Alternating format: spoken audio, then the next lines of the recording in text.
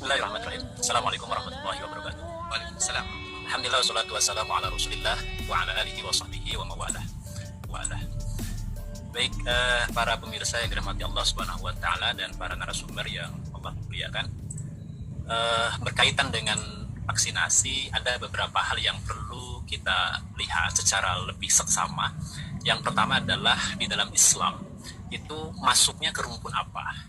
Di dalam Islam, dalam banyak hadis Nabi Shallallahu Alaihi Wasallam, maka vaksinasi itu meski ia bukan berobat, jadi vaksin itu bukan obat kan secara fakta, namun dalam konteks fikih itu dimasukkan ke dalam hukum pengobatan. Nah, di dalam Islam, dalam konteks individu, dalam level individu, berobat itu hukumnya sunnah. Kenapa sunnah? Karena ada perintah di satu sisi, namun dalam hadis yang lain Rasul memberikan pilihan kepada seorang sahabiat untuk tetap sakit atau untuk disembuhkan. Jadi di antara hadis Nabi dalam Sunan At-Tirmizi itu menyebutkan terkait dengan perintah berobat. Ya ibadallah tadawwau fa innallaha lam yadha' da'an. Jadi ini perintah dari Nabi Shallallahu Alaihi Wasallam, wahai para hamba Allah, berobatlah, sesungguhnya Allah Subhanahu Wa Taala tidak meletakkan suatu penyakit illa wada'allahu syifaan, kecuali meletakkan pula obatnya. Ini ada perintah. Namun di sisi lain ada seorang sahabiat yang memilih untuk tetap sakit, dan Rasul doakan, dan Rasul juga doakan agar masuk ke surga. Ini dalam hadis Bukhari dan Muslim. Nah, para ulama memahami dari dua hadis ini, maka hukum berobat itu asalnya adalah sunnah. Itu dalam konteks individu. Namun dalam level pemerintahan, tentu menyediakan fasilitas kesehatan dan menjamin kesehatan masyarakat adalah tanggung jawab pemerintah. Pada level pemerintahan, negara dalam Islam itu memiliki tugas untuk menjaga urusan masyarakat, termasuk memberi perawatan kesehatan. Dalam situasi pandemi misalnya, peran negara akan mencakup perintah dikembangkannya berbagai macam riset ya untuk bisa menyelesaikan berbagai macam persoalan. Nah, memang yang paling utama kan sebenarnya tadi dari para pembicara, yang paling utama untuk menurunkan tingkat penularan wabah ini adalah dengan peran serta masyarakat dengan 5M itu dan 3T pemerintah yang sampai hari ini kan sangat lemah. Baik itu 5M di pemerintah maupun 3T di 5M di masyarakat maupun 3T di pemerintah ini sangat lemah. Oleh karena itu sampai hari ini kan tidak terkendali, makin besar, bahkan lebih dari 10.000 tadi dalam hari ini. Oleh karena itu ini harus menjadi perhatian yang sangat penting. Nah, riset berkaitan dengan vaksin itu adalah salah satu ikhtiar, jadi bukan satu-satunya. Nah, ini dilakukan selain menerapkan aturan Islam yang khusus menangani pandemi, seperti mencegah misalnya perjalanan ke dan dari wilayah wabah penyakit, karena ini sunnah Nabi, kemudian juga memisahkan orang-orang yang sakit dengan yang sehat, dan seterusnya.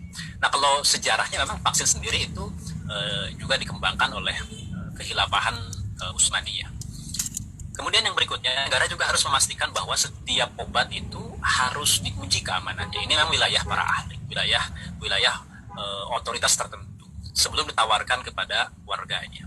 Di sini ada para pakar yang tadi sudah berbicara, apakah betul misalnya Sinovac ini aman tidak, kemudian merek vaksin yang lain aman tidak. Ini harus dipastikan betul, dan pemerintah harus mampu untuk meyakinkan. Karena sekarang kan persoalannya adalah sudah terjadi distrust tengah masyarakat terkait dengan kredibilitas pemerintah. Oleh karena itu harus diyakinkan, diberikan penjelasan, termasuk orang-orang yang amanah di kalangan para ilmuwan, para tenaga kesehatan harus juga memberikan penjelasan. Nah, adapun obat dari yang haram, sebagian ulama mengatakan itu makruh. Nah, kemudian secara umum memang evaluasi apakah suatu vaksin efektif atau aman itu dilakukan oleh mereka yang punya keahlian. Karena kata Nabi kan, antum alamu bi amri dunia, engkau lebih tahu urusan dunia kalian. Ini menunjukkan bahwa dalam Islam itu ada otoritas.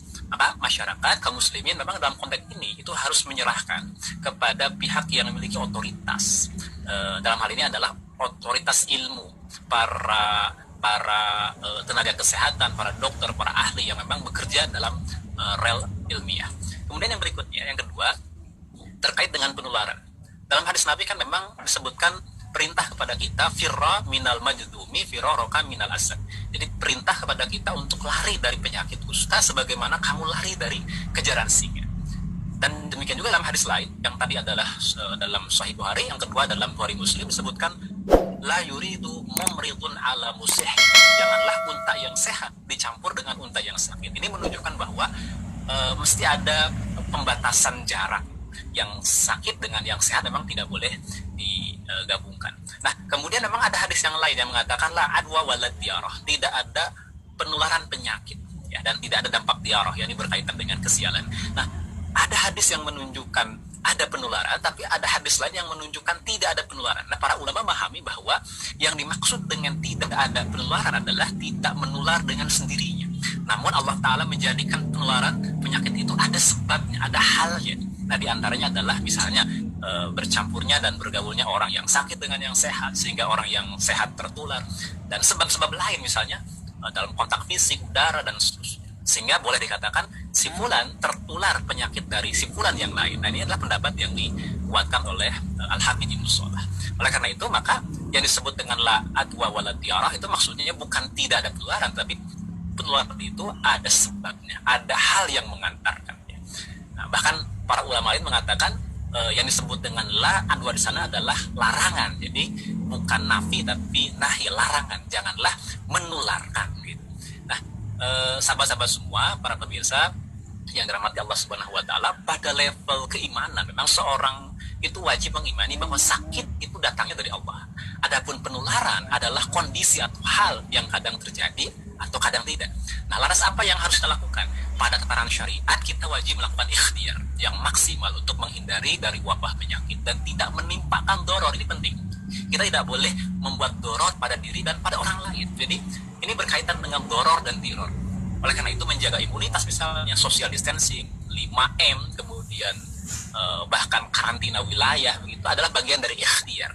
Dan vaksin salah satunya. Nah, hal yang tak kalah penting adalah melakukan kontrol juga kepada penguasa. Saya kira tadi Ustadz Mujianto kan banyak juga menyinggung berkaitan dengan bagaimana berkaitan dengan penanganan pemerintah selama ini, kemudian bagaimana juga berkaitan dengan konsisten di dalam penjagaan 5M di tengah masyarakat dan 3T oleh pemerintah, termasuk berkaitan dengan pengadaan vaksin, kemudian korupsi bansos dan sebagainya. Ini juga adalah bagian dari yang masyarakat harus berikan kontrol kepada penguasa. Terakhir, saya ingin menyampaikan berkaitan dengan satu hadis Nabi Shallallahu Alaihi Wasallam. Nabi bersabda, la dororo wala diroro.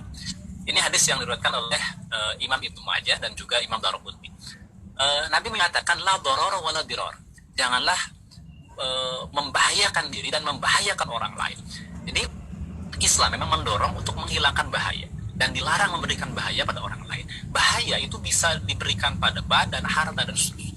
Nah, dalam konteks ini maka muncullah kaidah fikih, misalnya al-aslu fil mawdhu'at tahrim, hukum asal yang membahayakan itu haram, atau ad-dararu yuzalu, bahaya itu harus dihilangkan, atau misalnya darul mafasid muqaddamun ala jalbil masalih, jadi menghindari yang membahayakan, merusak itu diutamakan daripada mendatangkan kemaslahatan. Nah, dalam konteks wabah, ini konteksnya sudah wabah, sudah jadi pandemi, bahkan penyakit ketika sudah menjadi wabah, bahkan pandemi akan mengakibatkan bahaya, baik bagi diri maupun bagi orang lain jika tidak mengikuti protokol kesehatan.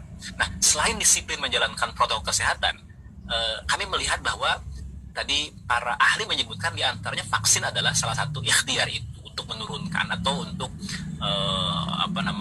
mencegah agar dia kuat ya ketika masuk virus. Nah, vaksin sebagai bagian dari pengobatan bukanlah sebuah kewajiban, namun di saat wabah itu ada aspek lain yang harus diperhatikan, di mana kita tidak boleh menimbulkan bahaya pada diri dan juga pada orang lain. Nah, oleh karena itu juga ini penting bahwa mungkin kita merasa kita sehat gitu ya, sehat, namun sebenarnya kan dalam konteks hari ini orang sehat belum tentu tidak membawa virus. Justru orang sehat bisa jadi membawa virus dan menyebabkan orang lain menjadi tertular. Nah, jadi sehingga memang ini menjadi penting bagi kita untuk untuk betul-betul memahami ini secara utuh. Oleh karena itu terkait dengan layak tidaknya vaksin misalnya yang ada hari ini. Karena kalau untuk konteks hukum vaksin jelas dia bagian dari pengobatan. Dalam konteks individu dia sunnah, dalam konteks negara ini tanggung jawab negara untuk menyelesaikan wabah dengan berbagai macam cara. Mulai penjagaan terhadap 5M di masyarakat, 3T di pemerintah, dan berbagai macam ikhtiar lainnya, termasuk juga diantaranya adalah vaksin itu. Nah, terkait dengan layak tidaknya vaksin yang ada saat ini, maka masyarakat memang kita didorong untuk bertanya pada ahlinya, mana yang aman, gitu. Ahli yang amanah, seperti para dokter, ahli vaksin, ahli virus, ya, ahli biologi molekuler, otoritas obat dan makanan, termasuk untuk konteks kehalalan kan kepada majelis ulama. Nah, hal itu apa? Agar kita mendapatkan informasi akurat tentang kerja ilmiah vaksin, kemanjurannya, keamanannya, dan kehalalannya. Hari ini disinformasi itu melahirkan ketidakpercayaan publik.